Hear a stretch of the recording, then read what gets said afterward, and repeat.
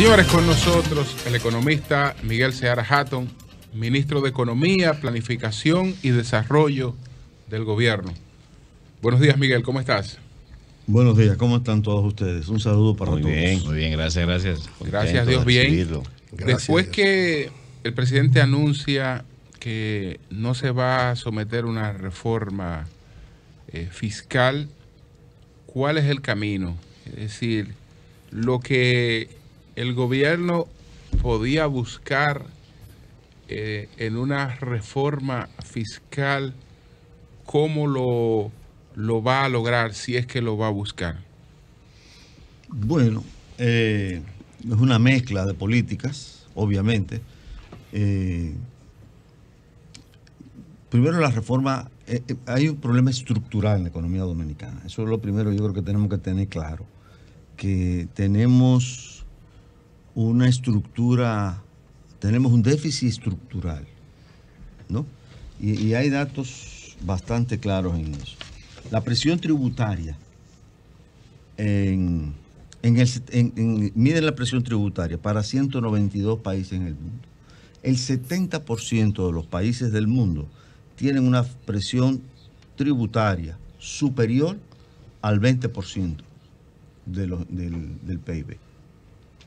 Nosotros tenemos en promedio 14.1. Esto lo hice calculando el promedio de 2016, 17, de 2016 a 2019. No incluye el 20, aunque tengo los datos, porque el 20 fue una crisis muy irregular y estamos en el 21. Pero estoy diciendo que el 70% de los países del mundo tienen una presión fiscal por encima del 20. Nosotros tenemos 14.1. El 91% de los países tienen una presión fiscal más alta que nosotros. Y si miramos el gasto, y América Latina es el 27%, y si miramos el gasto de 196 países, el 82% de los países del mundo tienen un porcentaje del gasto público en el PIB superior al 20%. Y la República Dominicana tiene 17%. ¿No? Wow. Entonces ahí hay dos cosas que estamos viendo. Uno, que nosotros estamos gastando, tenemos menos ingresos y menos gastos que los países del mundo. En República Dominicana ocupa 177, la posición 177 en gasto en el mundo. Lo que quiere decir que el 90% de los países gastan más en proporción al producto que la República Dominicana. Entonces, primer hecho empírico constatable, nosotros estamos por debajo de todo el mundo, en tanto ingresos y gastos. Segundo, que nosotros tenemos una brecha, y esa brecha se ha mantenido. Nosotros estamos gastando en promedio el 17 y recibimos en promedio el 14. O sea, hay un déficit de 3%, más o menos. Que ese es el déficit que se ha mantenido en los últimos años. Puede subir un poco, alrededor de 13, un poco, pero se mantiene alrededor de 13. Entonces es un problema que no se puede sostener. Entonces habrá que ver de qué manera, con las medidas que hay ahora, habrá que revisar todas las medidas administrativas que estén ahí disponibles y que no necesiten aprobación del Congreso o que hayan sido aprobados previamente y no se han podido aplicar. Hay que seguir con la política de racionalización del gasto. Eso es fundamental. Y bueno, ver un poco cómo se desenvuelve la situación. Jonathan. Para la gente que nos escucha, Miguel Seara Hatton, ministro de Economía, Planificación y Desarrollo del gobierno del presidente Luis Abinader, ¿qué significa, para que usted nos ayude a traducir a la audiencia, que República Dominicana tenga una presión tributaria menor que la mayoría de los países del mundo? ¿Y qué significa y cómo incide el hecho de que también tengamos un nivel de gasto por debajo del promedio mundial? Mira, el desarrollo necesita financiamiento. Entonces, nosotros habíamos hecho un plan de inversiones con una serie de áreas donde íbamos a desarrollar inversión en los servicios públicos, en crear las condiciones para un mejor empleo, la oferta de empleo, mejorar la calidad de la fuerza de trabajo, tiene un costo, ¿no? Y los servicios públicos, garantizarlo. Eso no habíamos hecho en el Plan Nacional Plurianual para este año que viene de 150 mil millones de pesos, ¿no? Entonces, obviamente que como tú necesitas recursos para el desarrollo, bueno, vas a tener que revisar muchas de esas metas de gastos, de prioridades, ¿no? Que son obras de servicio, mejorar la calidad de los servicios, obras que contribuyan de infraestructura, en fin, todo lo que se necesita para el desarrollo. Entonces, la consecuencia de esto es que te explica en parte por qué, a pesar del crecimiento económico, se da el gran retraso en la calidad de vida de la gente. Ese es un factor fundamental, porque el problema no ha sido que no tenemos recursos, el problema es que no sabemos cómo gastar, no lo hemos gastado bien esos recursos, lo que ha generado el crecimiento económico a lo largo de tantos años. Ese es el principal problema que queda en el aire en estos momentos. Marlena. Sí, Seara, cuando el presidente anunció que la reforma no iba, esto representó un alivio y muchos dominicanos respiraron. Pero me imagino que no sería igual de parte de funcionarios que tienen que trabajar con más ingresos, necesitan más ingresos. Entonces mi pregunta es, ¿por qué tiempo más puede posponerse la famosa reforma fiscal? ¿Qué tiempo aguantamos sin una reforma? Mira, no te puedo decir eso, honestamente, porque te voy a decir cómo vamos este año, por ejemplo. Nosotros habíamos previsto un año muy malo, ¿no? Y no solamente nosotros, el mundo entero. O sea, esto es una crisis global, esto es una crisis que afecta, por ejemplo, el 94%, no, el 85% de los países del mundo registraron una caída del nivel de actividad económica, o sea, un crecimiento negativo. Y cerca del 40%, ese crecimiento fue menor a -5, o sea, -7, -8, -10. Ahora, fíjate cómo vamos este año. Este año la economía va a crecer, proyecciones que ya hemos hecho están ratificadas, llevamos el 75% del año transcurrido. Esta economía va a crecer por lo menos al 10%. Por lo menos al 10%. Probablemente va a crecer más, porque llevamos el 75% del tiempo transcurrido del año 2021, nos queda el 25%, y eso significa que si la economía crece en más de 1.9, que completaría la suma ponderada de lo que llevamos hasta ahora, desde el 12.7, más lo que nos queda por los próximos 3 meses, si superamos el 1.9 promedio de esos 3 meses que vienen, vamos a crecer mucho más que el 10. Segundo. Eso es con respecto a la prepandemia. Sí, con respecto al año de la pandemia, y 3.7 creceríamos con respecto al año 19. Muy bien. ¿No? Hay un dato también interesante. Por ejemplo, el déficit, nosotros habíamos previsto que estaríamos rondando en alrededor de menos 210 mil millones de pesos. Eso es lo que estaba presupuestado. Que íbamos a tener un déficit de menos 200, o sea, íbamos a tener un faltante que había que financiar.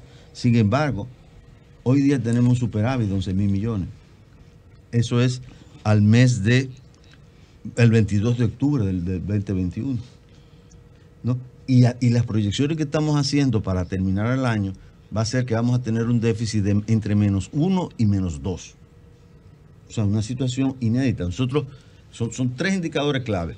Crecemos, y de hecho el FMI dice en octubre nos daba 9.5. Con 9.5 de crecimiento, nosotros éramos el 10º país del mundo en crecimiento económico. Pero va a haber muy pocos países en el mundo que van a reducir su déficit acumulado del año 2020 en un 70%, porque nosotros habíamos previsto, teníamos 7.9% de déficit en el año 20, y vamos a tener un déficit entre 1 y 2. Supongamos que sea 2, el más alto. Sí. Serían 70%, pero además vamos a ser uno de los pocos países del mundo que logró recuperar el empleo. Según diferentes mediciones, a través de TCS o a través de la encuesta de fuerza de trabajo, prácticamente en septiembre se recuperó todo el empleo. Faltaban en encuesta de fuerza de trabajo 10.000 personas, pero 10.000 personas, eso se levantaba, digamos, en este mes. Pero según esos números, entonces no necesitamos... Lenchi, vamos con la pregunta tuya, Lenchi, ahora. Bueno, mi pregunta. Adelante, sí. Bueno, yo le voy a decir pero déjame decirte ahí. Esos son los números que tenemos ahora. Tú ves, pero tenemos el déficit estructural que yo señalé al principio. O sea, no podemos seguir con ese déficit estructural ad infinitum. Eso hay que ponerle un coto, una salida. Muy bien. Lenchi. Bueno, Miguel, bienvenido. Feliz de tener un santiaguero aquí también. Al estilo Jaime Tomás. Bueno. Más abierto, Miguel. Son dos cosas. La primera, el Senado ha tomado una disposición que conocemos de eliminar las exenciones, las exoneraciones. Es cierto que le enviaron a una comisión de estudio. Me gustaría conocer su opinión sobre eso y sus recomendaciones al mismo Senado. Y en segundo lugar, conociendo a Miguel Seara Hatton, una persona calificada en el mundo económico, un profesional calificado, pero al mismo tiempo un profesional de pensamiento crítico, de libre pensador, me llamó la atención sus declaraciones. Una vez el presidente pospuso el asunto de la reforma fiscal, cuando usted decía que la no presentación de la reforma fiscal tendrá un costo para el país. Eso es evidente, no hay duda. Pero ¿acaso no se siente como una crítica al presidente? Porque la posición suya fue derrotada en el gobierno. Usted quería realmente la reforma fiscal. No. Vamos por partes. Con respecto al Senado, mira, yo prefiero no opinar lo del Senado, eso está en un proceso, pero sí creo que hay que revisar todas las exenciones, y se estaban haciendo. O sea, todas las leyes tienen que revisarse. La exención es para que tú alcances ciertos objetivos. Entonces hay que ver, hay que valorar si lo alcanzaste o no lo alcanzaste y a qué distancias estás para alcanzar esos objetivos. Entonces, creo que hay que esperar que eso siga su curso. Por lo menos en el gobierno, debo decirte que cuando se discutió la parte de la reforma, sí se discutió revisar. Y hubo revisiones bastante intensas, pero todo se paró, entonces quedó así. En segundo lugar, con relación a que si yo estaba promoviendo o no estaba promoviendo, yo te enseño los números. O sea, hay una necesidad que va a ser dentro de 1 año, 2 años, 3 años, hay un problema estructural que hay que resolver. ¿No? Esos son los números. ¿Esas declaraciones no fueron una crítica al presidente también? No, porque mira, el mismo presidente cuando analizó con nosotros, y no creo que esté cometiendo una infidencia, esto, dice, bueno, yo evalué, hice una evaluación, nosotros como economistas lo que hicimos fue una evaluación técnica de todas las figuras habidas y por haber, que se puedan considerar. Y dijo, estoy tomando esta decisión que creo que no hay las condiciones, pero hay que hacer un esfuerzo. ¿Cuál es el esfuerzo que hay que hacer ahora? Bueno, todo el mundo tiene que revisar su propio presupuesto. Yo mismo, él nos pidió a todas las instituciones públicas que revisamos. Yo pasé el sábado con todo el equipo y el domingo solo trabajando, revisando el presupuesto, y vamos a tener que hacer algunos ajustes. Y un poco prepararme para defender aquello que sea, digamos, fundamental, que si no lo hacemos, si no tenemos recursos, se nos cae el trabajo del ministerio. Y flexibilizar, decir, mira, eso se puede eliminar o no se puede eliminar. O sea, la preocupación ahora pasó de ser un poco del ministerio a ser la preocupación por el país. Yo sé la situación que está el país y responsablemente como ministro estamos haciendo los ajustes necesarios. ¿No? Miguel, 2 preguntas puntuales. La primera, ¿eres partidario de que se eliminen todas las exenciones en sentido general? ¿O cuáles de manera particular piensas? Ese es uno.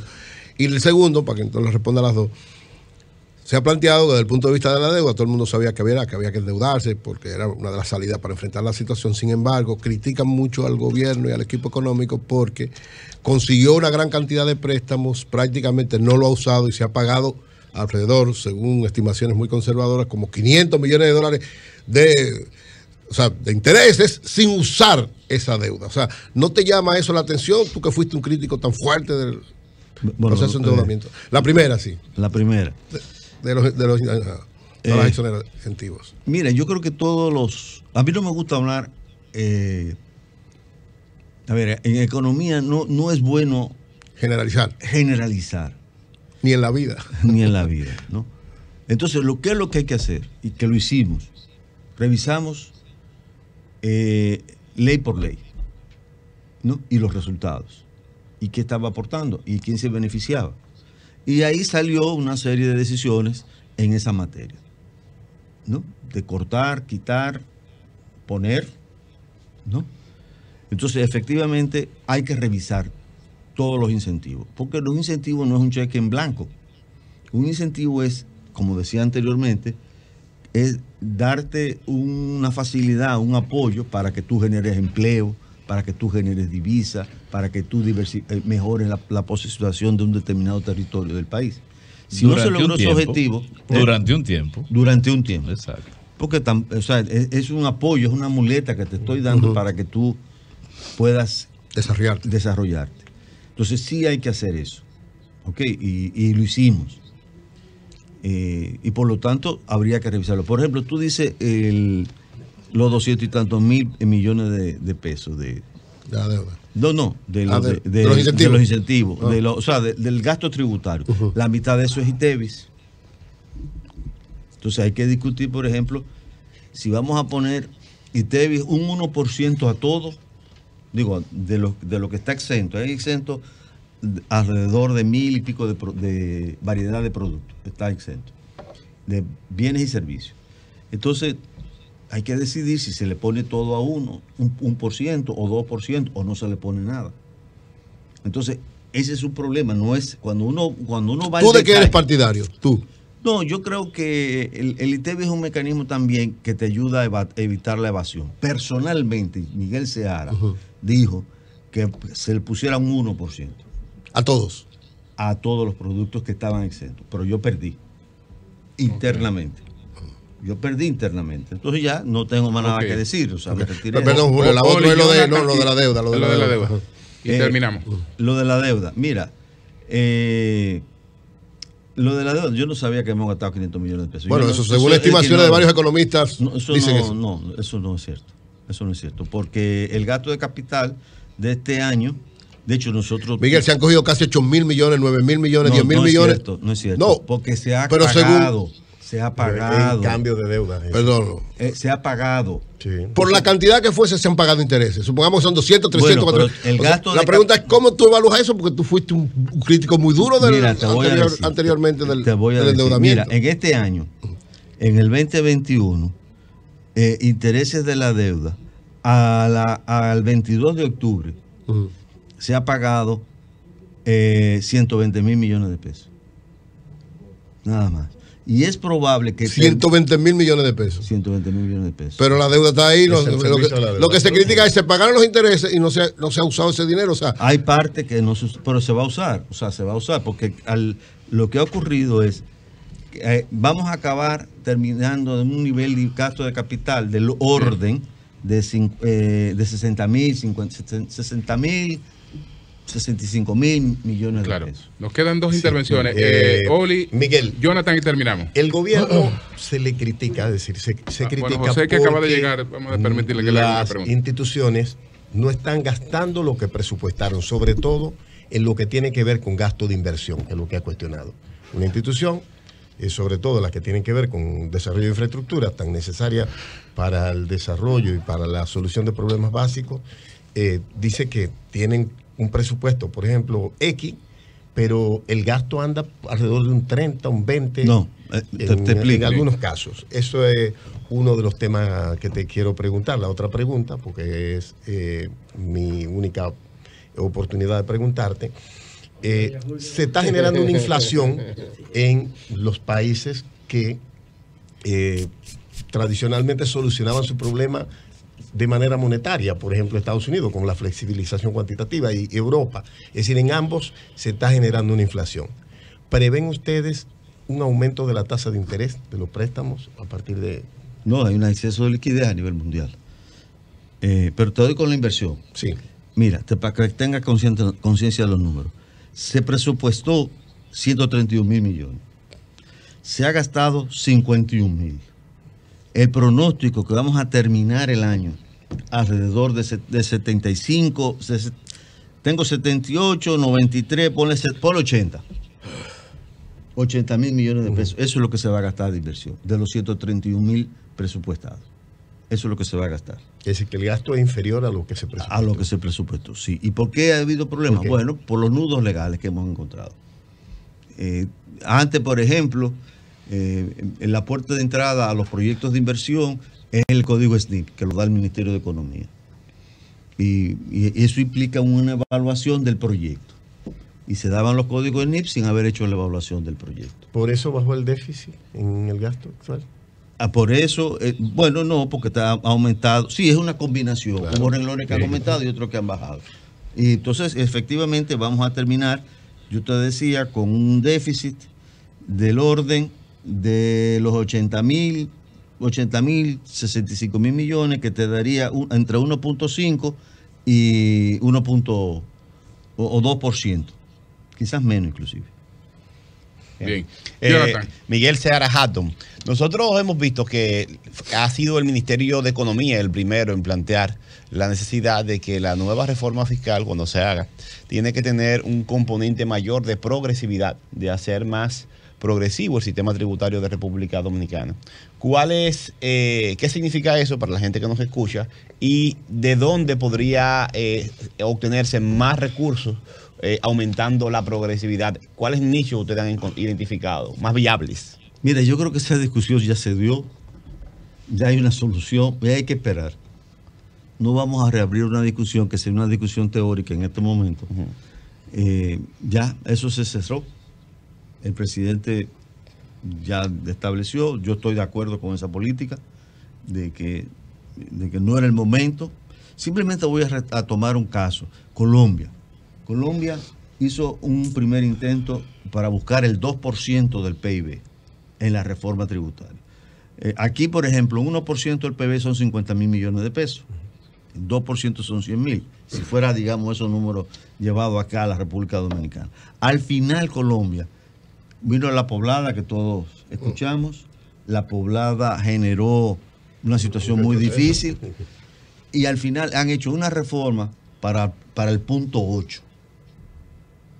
Entonces, digamos, tanto esfuerzo para conseguir el punto 8 no tiene sentido. José, finalizamos. Sí, la semana pasada Mark Zuckerberg, el creador de Facebook, anunció al mundo la evolución del holding de Facebook hacia lo que él definió como un concepto de metaverso. Es una sociedad paralela digital. Una sociedad digital donde todo lo que existe o la mayoría de las cosas que nosotros hacemos en físico lo vamos a poder hacer de manera virtual, incluyendo los procesos institucionales. Eso tiene un impacto económico, según la agencia Bloomberg. Para el año 2025 ellos estiman que unos 800.000 millones de dólares en esa plataforma.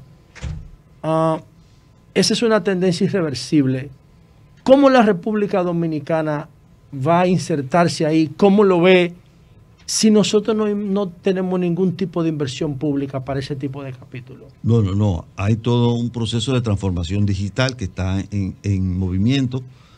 Yo te invitaría que ojalá que ustedes pudieran invitar a las personas que son responsables de esa área. El coordinador del gabinete es la Presidencia de la República, pero hay técnicos que conocen mucho más de todo esto. Por ejemplo, ya nosotros poco a poco, no te diré que es a una velocidad, digamos, en la medida que las circunstancias nos lo han permitido, ya va a entrar la firma digital, todo está sobre la base de una plataforma.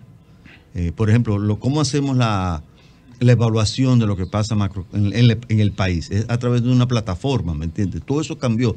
Hay papeles todavía, pero ha ido cambiando. Las normativas han ido cambiando. Hay toda una estrategia para que en X número de años, no sé bien, no tengo claro en este momento, porque aunque soy parte de ese comité, pues los detalles no los manejo tan con tanto detalle, pero yo les sugeriría a ustedes que inviten a los responsables de ese gabinete. Pues muchas gracias a Miguel Seara Hatton, ministro de Economía, Planificación y Desarrollo. Gracias, Miguel.